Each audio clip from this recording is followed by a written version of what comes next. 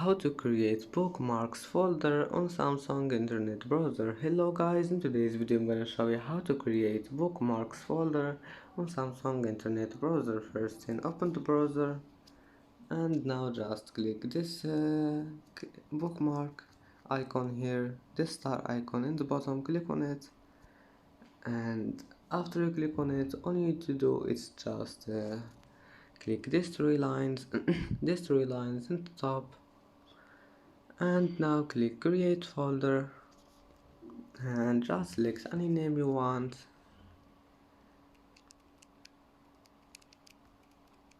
and click create, and that's it for today's video.